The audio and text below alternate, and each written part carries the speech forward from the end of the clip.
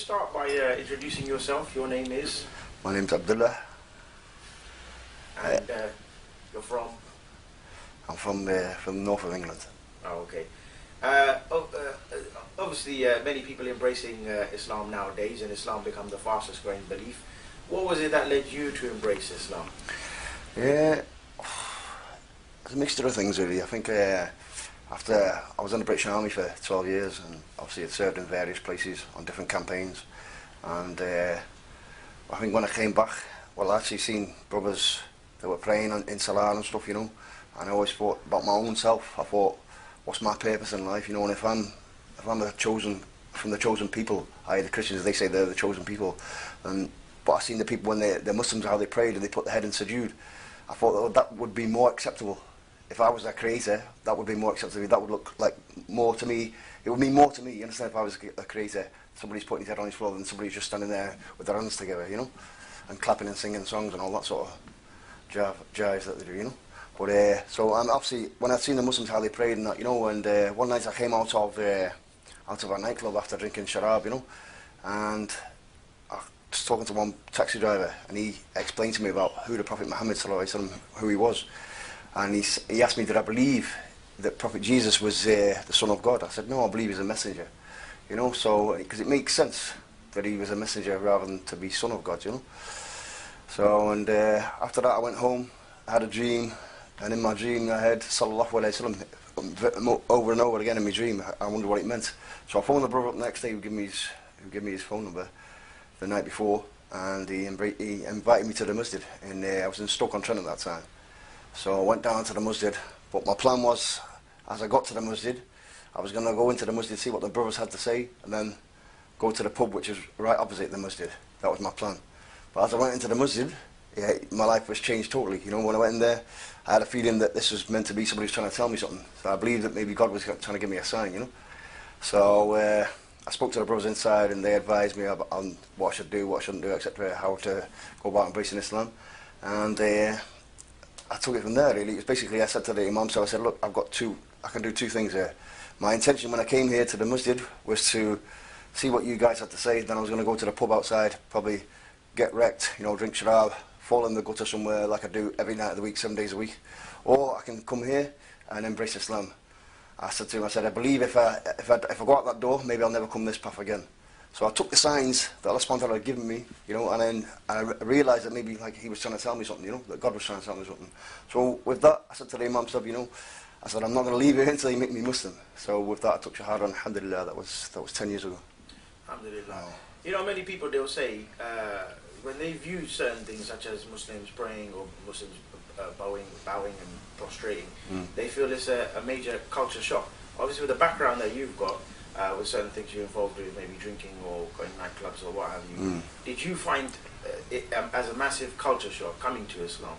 No, to be honest, I mean, because I was very disciplined anyway. Do you know what I mean? Obviously, from being in the army for 12 years, do you know what I mean? And obviously, my life, when I grew up, in my family, my mum was very strict, you know what I mean? My mother and my stepfather were very strict, do you know what I mean? So, if we stepped out of line, you would get a bit of a slap, you know? But it never did us any harm, do you know what I mean? It made me who I was, do you know what I mean? And it stood me in good stead for when I went in the army, you know?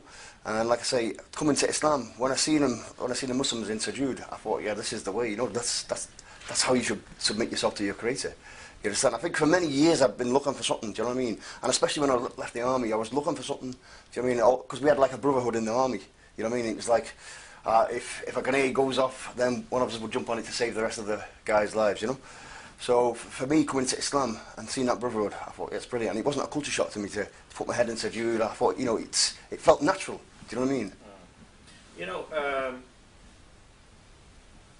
how's the family reaction? This is one of the things which many people often are hesitant to embrace Islam because I was speaking to one individual not too long ago on a road show, and he was saying, I've been a Christian, maybe not a practicing Christian, for the last 20, 30 years, and how can I then turn my back on all of this, even though if I recognize this falsehood, he felt as if he was going to be betraying his parents and his forefathers. What would you say to something like that? So, for me personally, I mean, even obviously when I left home and joined the army, I was answerable only to to my peers in the army. You understand? I wasn't answerable to my parents. Obviously, I respected my parents, but I left home then. Do you understand? And so I did what I wanted to do. You understand? So I didn't care what anybody thought. And when I embraced Islam, obviously Shaitan come to me. What's I in my ear saying, "Oh, how are you going to give up your life of the sharab, the different other things that you've done, and how are you going to, you know, what is your family going to say?" But me being me, I said, "No, I'll do what I want to do." You know, and what I'm doing now is, I believe is right, it's correct. I'm doing it in accordance with what my Creator wants me to do. You understand? That's how I felt. You understand? So I wasn't scared what my family were going to say. Do you understand? I understand that they might be a bit upset, and they did take it hard, but, you know, alhamdulillah, you know, Allah Ta'ala is merciful, you know what I mean? And Allah Ta'ala showed me to the right path, you know what I mean? And it made it easy for me. Obviously, Islam encompasses a whole complete way of life, Yeah. as well as, you know, from a political system down to a social system. On a social level, how did your former work colleagues, I mean, we're talking about you in the army, Yeah. obviously, and as well as your other friends, how did they react once they discovered you were a Muslim? Yeah, I think colleagues in the army, to be honest, when I left the army, I left it behind. I don't keep in touch with any of my mates from the army, do you understand? So it's like, that was from the past, do you know what I mean? I didn't want nothing to do with them anymore, because obviously my life was totally different. And obviously understanding from what happened in, you know, the different campaigns, you know, Allah knows best, but you know what they think of Muslims, you understand? So, but... I mean, a lot of the conflicts taking place where the British Army is involved, if you look at the last maybe 10, 15 years, has been namely within Muslim countries as well as others. You're talking about Bosnia, Afghanistan, over the first Gulf War, the second Iraq War. Did you ever come across any of your work colleagues who maybe were intrigued by Islam or maybe just the cultural practices of Muslims in Muslim countries? Yeah, I mean, to be honest, no. I never saw anything. They weren't... I mean, I didn't see anything like that. You know, I never seen that. Because obviously we were all... Sort of like, the expression in the army is army barmy, you know? It's... you were just... I think because I went in such an early age as well. I was 15 and a half when I joined, you know? So I was a boy soldier. So you're like groomed from an early age, you understand? You go in there and they basically strip you mentally as well as physically and dress you, and they put you in a state of mind like you just rebuild your mind, if you like. Do you understand? It's like when you get a brand new computer and you put everything on that you need, and that's what they do in the army. You say forget everything else, and it's sort of like it's a form of brainwashing. You understand? So, and you just do things without hesitating. So, but I never seen anybody who was sort of like had a feeling towards Islam or Muslims or anything. You know, I didn't see that sort of thing. Obviously, before all of these questions started coming to your mind, I mean, you've obviously questioned man, life, universe, your purpose in life. Yeah. Did anyone at all, I mean, we're talking about here in Britain, did anybody at all talk about Islam, maybe give you dawah, invite you to Islam? The reason why I ask this is many converts, they often say that how they feel as if it would have been nicer for them if someone would have given them dawah much earlier than having to discover Islam on their own. Yeah, I mean, obviously, I'd had a few instances when I was in the army. I was based in Chelsea Barracks, and a couple of brothers, you know, at the time, I would always get taxis. They'd give me dawah, but I was so drunk, you know. I said, listen, you know, you're talking to the wrong person. I said, I'm a Christian. I said, but I'm not. I said, I'm not a practicing Christian. I said, but at the end of the day, I said, I'm an infantry. I'm a trained killer. That's it. That's all I do. I said, I don't care about religion. I said, I don't care about the Creator. I said, I believe in one Creator. I said, but I don't care. I've got my purpose, and that's it. But obviously, that's how I was mentally. My focus was on the army, you know, and doing the job that was you have to do in the army, which is obviously frontline infantry soldiering. You understand? So my job was to go out there. If there was anything happening in the world at the time, you know, any conflict, I would be sent to the front line to serve and to do what you have to do as an infantry soldier, to restore law and order, to take life if you have to, etc., according to their rules, you know, their so-called democratic rules, you know. Nowadays, obviously, there's a lot of discussion, a lot of debate, and people are trying to amplify their voices by saying that Islam is anti-extremism or Islam is pro-moderate Islam as projected by many organizations which claim to represent the Muslim community. How has your view changed post 9/11? Obviously you were Muslim before 9/11, I take it. Yeah. And how do you view certain world events, you know, where people claim that Islam is a moderate religion, or and it's been hijacked by so-called extremists? what is the real honest truth? I mean, you're a convert, you're a revert. Somebody's going to be watching this who's a convert, and he's going to be slightly confused about this. Yeah, I would say everything else is a lie. Islam is the only truth, and these people say that, it's with the World Trade Center bombings and all that, it's terrorism. I would say there's no, if you want to know who the real terrorists are, look at the governments around the world today. They're the terrorists. Look at their soldiers, they're the terrorists. Look at the police, they're the terrorists. All of them, they're all terrorists. We all know that terrorism, it means that basically somebody who's tries to force an opinion, expression over you, and try to force you to do things that you don't want to do, etc. So, and the Muslims, they don't do that. Islam means submission. You understand? But it's a perfect, complete way of life. You understand? But if you look, like I say, every other system, it's falsehood. It doesn't make sense. It doesn't agree naturally with your fitrah. You understand? Because look, some people are going to argue, and they're going to try and portray to the wider non-Muslim community that Islam is just a personal belief, and it should just be left inside the mosque, and it doesn't encompass life's affairs, and therefore, as a result of that, we can integrate with any non-Islamic society. What would be the Islamic viewpoint? I mean, for me personally, what I would say to anybody, even to Muslims, moderate Muslims, is that if they fear Allah and they truly love Allah and His Messenger Muhammad sallallahu alaihi wasallam, and they believe in Him and they believe in the Quran, then they should follow the Quran and the Sunnah to the word. You understand? And that will and may Allah guide them. You understand? Because at the end of the day, the Quran is not wrong. It's correct. It's never been changed with 1400 years. Subhanallah. You understand? So, but the Quran is there to be read, understood, and implemented. You understand?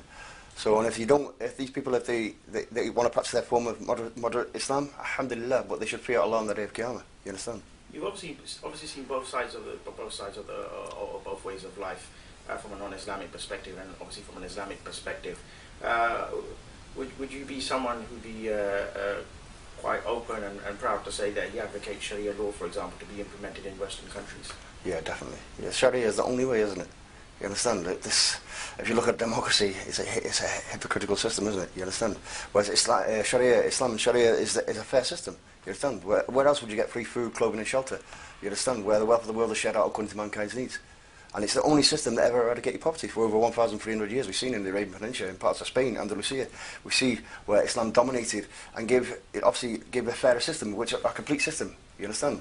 So you don't see that today. The fat cats, so-called, these government ministers and all, they're making so much money from the poor. They don't want to give up this position, and that's why they're against Islam and Muslims. That's why the Crusades are still going on today. As George Bush said, it's the continuation of the Crusades. The truth, their tongue didn't lie. Muslims are constantly under the spotlight, under the media. A lot of discussion nowadays is going on about how Muslims can integrate within British society and European society. As a consequence of that, many people are nowadays arguing about a so-called Islamification of Europe and Islamification of Britain. And as a consequence of that, we see various legislation being passed and various measures being brought forward, such as the Prevent Scheme, and namely the banning of the niqab. Why do you believe that Muslims are so much under the spotlight, minus, of course, the July 7th bombings and the 9/11 bombings? Because it doesn't seem to be that Muslims are merely just being called terrorists nowadays, but they're referred to as violent extremists simply because they want to adhere to the Islamic values. Why is it that Muslims are being targeted so much via these type of legislations and laws and proposals? I mean, obviously, we know that if Islam comes to power, if the Sharia comes to power, then they lose the power. You understand? These governments, the ministers, they lose their positions, they become the same as everybody else. You understand? So that's why we can see today they still continue with their crusades to destroy Islam and Muslims. You understand? We can see it's everywhere we go, and they'll get, like say in France, the banning of niqab. Who knows if it's going to next come to the UK? You understand? But if they want more 7/7s and they want more 9/11s, then they should just keep on the way they're going, because that's what's going to happen. You understand? They should give the Muslims their right and their freedom. You understand? And let them implement the Sharia. You understand? Because it's a better system for the people. You understand?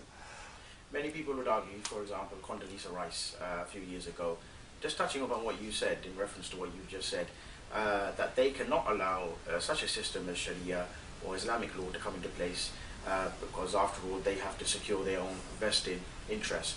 Is that the reason why they are in countries like Iraq and Afghanistan? Yeah, 100%. For that, and also, of course, for greed. And we don't know that greed comes from shaitan. You understand? So they're there to take what they can from the land. I mean, what they've done to Iraq, They said they went there and they restored peace. They haven't restored it, they made it worse. And they basically took what they wanted and pulled out. Subhanallah. You know, so we can see, you know, these are just evil shayateen. You understand? And they're only looking. They only care for for their own welfare. You understand? They only care about themselves. They don't care about the people that are under them. Although they say that we speak for you people. You know, you put us into power. Let us speak for you. Let us work for you. But they don't. They've got other agendas. As we know, it's mainly, you know, behind them is the Yahud. You know, so we can see what the true reality of these people is, especially with after Iraq and now Afghanistan. Now that the Americans and the British have been beat and the Taliban are running 96% of the country now. So alhamdulillah, it's only a matter of time before the Muslims, they have victory in Afghanistan, and then they march on to different areas and have victory all over the world, inshallah. There's a lot of spotlight again on the Muslim community, especially converts within the media. They say there's a high rise of conversions inside prisons. They say there's a high rise of conversions, especially amongst women within the West. Why do you think there's so much interest and so many a high rate of an increase in conversions to Islam? Because it's at the end of the day, I mean, look at Islam. It's a beautiful system. It's a complete system. It teaches you how to eat, how to sleep correctly, how to have a relationship with your wife, how to go to the toilet, how to clean yourself, how to cleanse yourself properly. You understand? And not only that, it's a fair system. Islam is our women, we look after them. We don't abuse them. You understand? We don't have today, if you see outside on the weekend, the women, they go outside and the men treat the women like a piece of meat. That's why the rapes is so high. Is it one every couple of minutes, a rape every 2 minutes in the UK? It's such a high rate of the rape. Is so high rate of the rape, you know, in this country. It's ridiculous. But in Islam, we don't have that. Islam, we love our women. We protect our women to the best of our ability. You know, within the laws of the Sharia. You know, according to how Muhammad Sallallahu Alaihi Wasallam taught us. So and naturally, the woman, she doesn't want to be treated like a piece of meat. She wants to be loved. She wants to be respected. SubhanAllah. So that's why I believe they come to Islam, because they see that love and that respect there in Islam, and they see the beauty of Islam. You know what I mean? So. Despite many people trying to tell us that Britain is a Christian country, you can see majority of people they're infatuated with consumerism, binge drinking, the sort of culture. What message would you give to the average typical British man or woman with regards to them perhaps looking into Islam?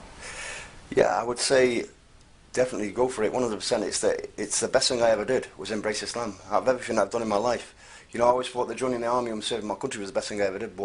And then I became Muslim, and that opened up a whole new world for me. You understand? And this is it's one it's 100% definitely the best, 110% should say, the best thing I ever did. You know what I mean? I would advise anybody who was thinking about Islam to go for it, and don't hesitate. You know, just go for it, because Islam it's the way forward.